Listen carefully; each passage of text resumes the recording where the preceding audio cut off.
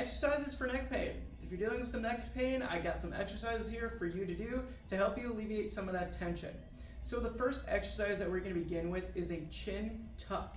So what you want to do is you want to tuck your chin back, and from that position, you're going to hold it, you're going to lower your chin down towards your chest, keep maintaining that position, keep the tuck, lift the head up, and push it forward.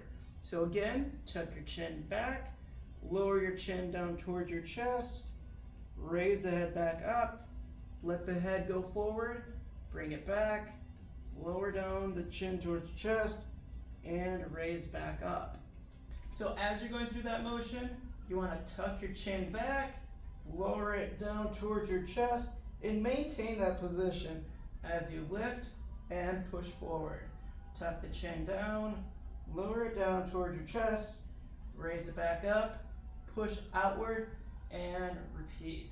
Lowering the chin down and going forward. From there, we're going to go into a lateral head tilt. So what you want to do is you want to tuck the chin back again and lower the neck down to the side. Don't let your shoulders raise up. You actually want to keep your shoulders down so you get a light stretch throughout the back of the neck. Raise it back up, tuck the chin, and repeat on the opposite side.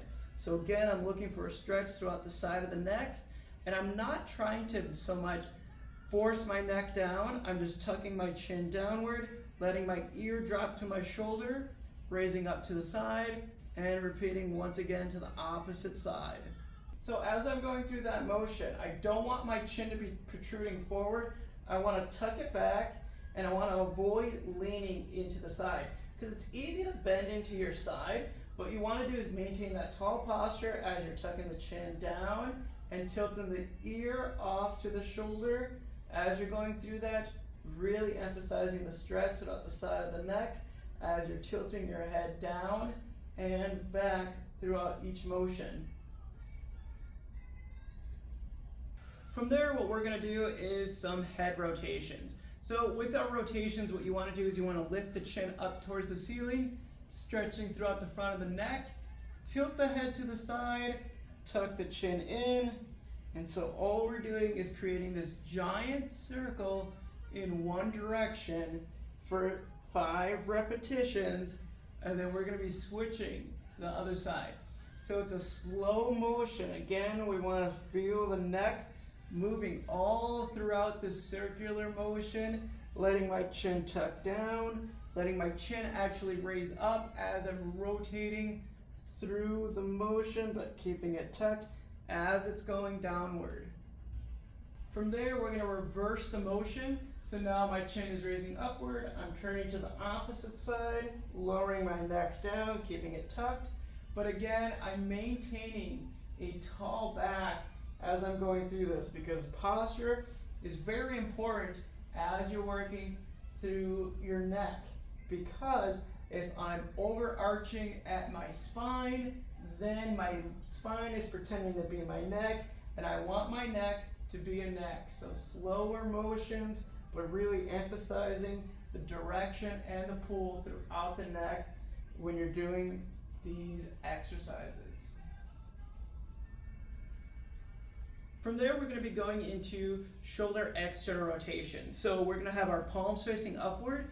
Imagine that you're holding dinner plates. Keep your shoulders down and rotate your arms as far back as you can and bring them inward.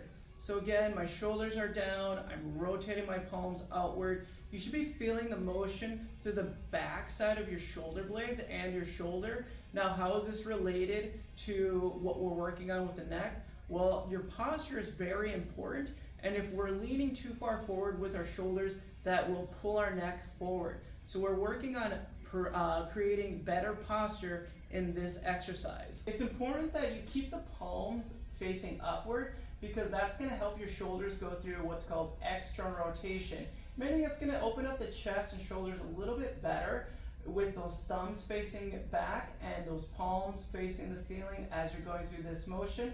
We're going to do 2 more repetitions, and then we're going to move into the next exercise. Next, we're going to go into scapular circles. So what you want to do here is, again, a lot of this is going to be slow, but what you want to do is you want to round your shoulders forward, reach them up, pinch them back, rotate them down. So now what we're working on is the shoulder blade complex. Now the shoulder blade complex is something that does help you with your posture. Remember, if our shoulders are forward, our neck's pulling forward, and that poor posture is what's gonna help or lead into that pain. So we wanna avoid our forward posture here by correcting the shoulder blades, which has a big impact on our posture and our neck pain. So now we're gonna reverse the motion. So now we're gonna go back and down. So we went one direction going forward, back, up and down, but now we're gonna reverse the motion.